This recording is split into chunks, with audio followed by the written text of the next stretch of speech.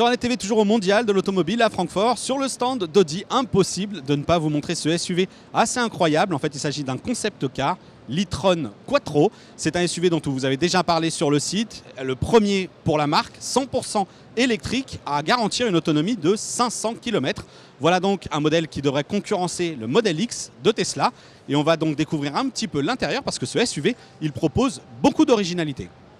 Et quand on parle de Tesla en tant que concurrent, c'est assez amusant de voir qu'Audi a opté pour un système de porte rétractable, motorisé.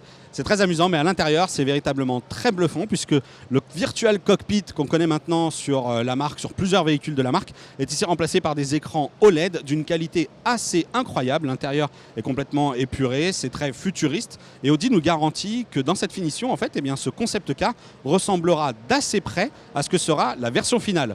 Il y a aussi des éléments dans les portières de ce véhicule.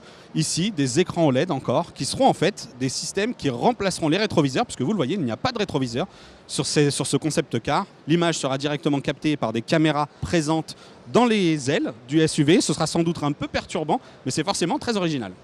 Toujours à l'intérieur cette fois-ci du côté des places arrière, pas d'écran dans les appuis-têtes, mais un système de contrôle, de climatisation.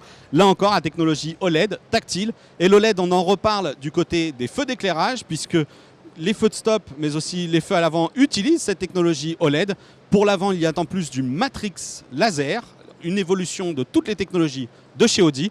Ce SUV est véritablement incroyable puisqu'en plus, pour recharger sa batterie, eh bien, il intègre sur tout le pavillon une surface de panneaux solaires pour recharger, alors sans doute à minima, la batterie. Pour atteindre cette autonomie de 500 km, Audi précise qu'il y a beaucoup de volets motorisés dans ce véhicule qui lui permettent en fait d'ajuster les flux d'air, de mieux d'offrir une meilleure pénétration dans l'air à ce SUV qui d'ailleurs détient un certain record du côté de l'aérodynamisme puisque son CX n'est que de 0,25.